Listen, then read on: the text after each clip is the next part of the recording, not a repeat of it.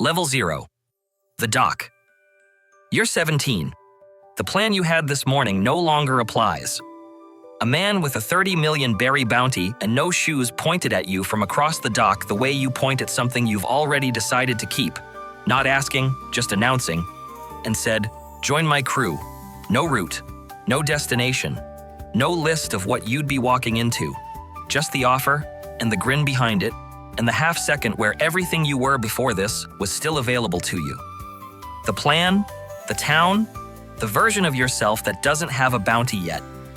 You didn't say goodbye to any of it. You just turned, and it was already past tense. This is the last time you will be nobody. Notice it. It won't feel like a loss until much later. Level 1. Crew member.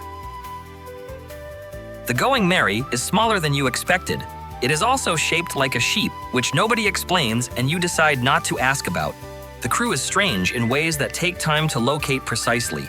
The swordsman sleeps sitting up with 3 swords within reach at all times.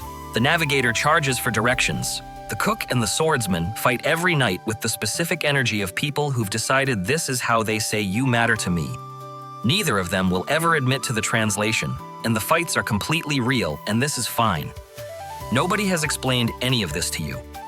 You have simply arrived into a rhythm that started before you and will continue regardless. The first time you fight someone for real, it lasts 4 seconds. Your hands won't stop shaking afterward. You wait for someone to ask if you're okay. Nobody does. Not because they don't care, but because this was a Wednesday. Combat is weather here. Your threshold for ordinary just changed without a vote. That night, Sanji makes rice and something dried and salted. You eat at the ship's railing with the wind coming off the east blue, and it is the best thing you have ever tasted in your life. Not because it's good, because you're here. And you didn't know, until this exact moment, that you'd been looking for here. What you gain: the feeling of being chosen without conditions. The warmth of a fire already burning when you arrived. What you haven't noticed yet: fires require something to burn. Level 2. Wanted.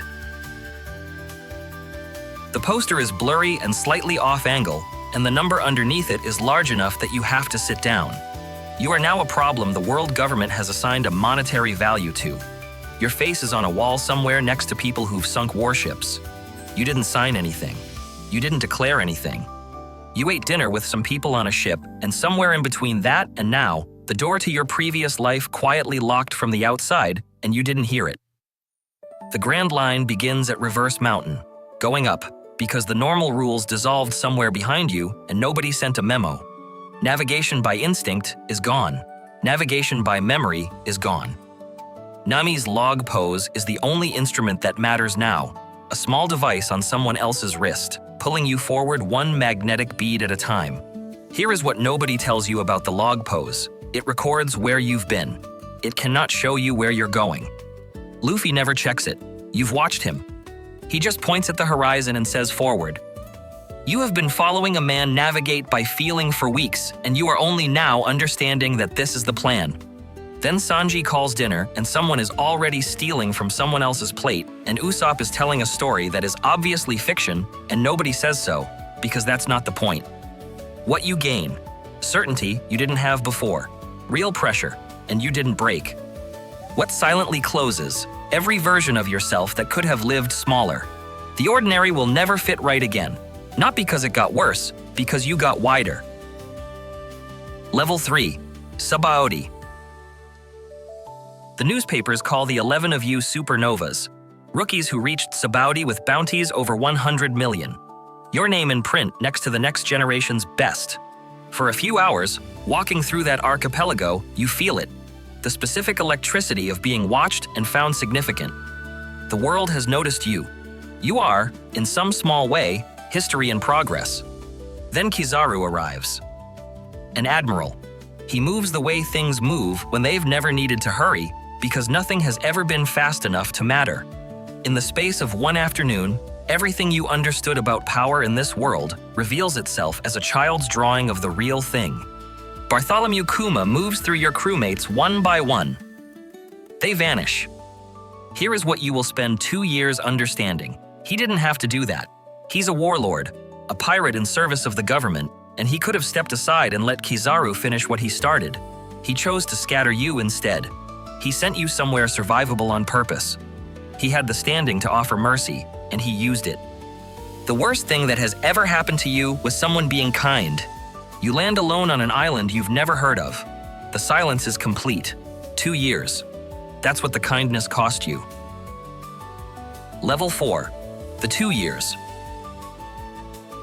The first thing you do on the island is say something out loud, just to confirm the sound still works. You train. You get better. Incrementally, in silence, in a direction that's yours by default because there's no one to suggest another. Around month 4, you eat dinner alone and realize what's missing. Not just the crew, the sound of the crew. The specific overlap of Nami arguing over something, Usopp's voice pitching up before the punchline, the rhythm of Sanji setting a plate down without being asked. The meal is fine, the food is adequate. The silence where all of that used to be has a shape now, and it's the exact shape of you. Most of what you understood as your own personality was that sound, the rhythm of 9 other people. Without it, you are quieter than you expected, smaller in ways you didn't know you'd been borrowing against. This is not a tragedy. It's a discovery. Discoveries about yourself are only comfortable when you like what you find. By year 2, you have rebuilt. Not into what you were, into something that holds its shape when no one's watching. You exist without the mirror. Most people never confirm that. Most people need the reflection too much to step away from it. What you gain? Yourself. Actual, standalone, tested. What it costs, you know now precisely how much of the warmth was them. You'll carry that knowledge back aboard. You won't say it. Neither will anyone else, but you'll all know, in the specific way people know things they've agreed not to say. Level 5. New World. Sabaody, 2 years later. You count heads. Everyone came back. Everyone looks different in one specific way that takes a moment to locate. Something behind the jaw, a stillness that wasn't there before. You understand without asking, the 2 years were paid for. You don't ask with what, they don't ask about yours. The crew sits down to eat and the sound is back, exactly the sound you memorized in its absence, and it lands somewhere in your chest like a key fitting a lock you didn't know was there. In paradise, powerful enemies wanted to stop you. In the new world, the Yonko don't stop you. They don't notice you, which is worse. They move through this ocean like geological events, like weather systems with names, like forces that don't adjust for smaller things. Kaido, Big Mom. You are not a threat to them. You are furniture. And then Luffy walks into their house and starts breaking it, and the gap between not watching and ending you closes in seconds. You run the math automatically now. Every island, likely opposition, realistic cost, odds you haven't said aloud. You used to do this consciously. Now it runs underneath everything, the way your heartbeat runs underneath everything. You are load-bearing. You can absorb what should be permanent, fear, loss, the specific humiliation of watching something move through you like you're not there, and you keep walking. What you gain? The ability to hold weight without announcing it. What it costs? Nothing arrives clean anymore. The good things are still good. They just come preloaded with the full ladder underneath them. You feel every rung when you stand at the railing now. Level 6. Fifth Yonko's crew. The newspaper lands on the deck while you're eating breakfast. Luffy's face. Fifth Yonko. 3 words that change the weight of everything else on the page, including your bounty, which is now a different category of problem than it used to be. 5 of the world's largest powers are adjusting their plans around what your captain does next. Marines you've never met are being briefed on your name. You are eating Sanji's food at a wooden railing on a sheep-shaped ship, and you are, without having planned for it, at the center of history. Here is the thing no one who loves this show ever says out loud, but everyone who has ever watched it has always felt. Luffy doesn't ask you to be brave. He doesn't ask you to sacrifice anything. He just moves toward the dream like it's already real, like the destination exists and arrival is inevitable and the only question is whether you're coming. And in doing so, he makes you real too. He reflects back a version of you that doesn't hesitate, that doesn't run the math, that just goes. Living up to that reflection is the most quietly exhausting thing you have ever done. Not because he demands it, because you do. He carries the One Piece, 800 years of a question that got good people killed for asking, the freedom of every person on every sea. And because he carries it without weight, the weight went somewhere. You know where. You've seen it in Robin's silence before she speaks, in the hour before every major fight when the ship gets very quiet and nobody explains why. In the way Zoro sits on the deck after a hard island and doesn't say anything and doesn't need to. The dream has an ending. The One Piece is real, which means one day Luffy finds it, and when he does, this crew was always a temporary arrangement around a permanent idea.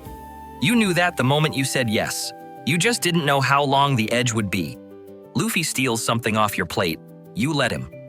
This is still, somehow, the best thing you've ever tasted. You're 17 on a dock with a plan that no longer applies. You said yes before you knew what yes cost. You would say it again, which is the same as saying the cost was worth it, which is the same as saying this was the life.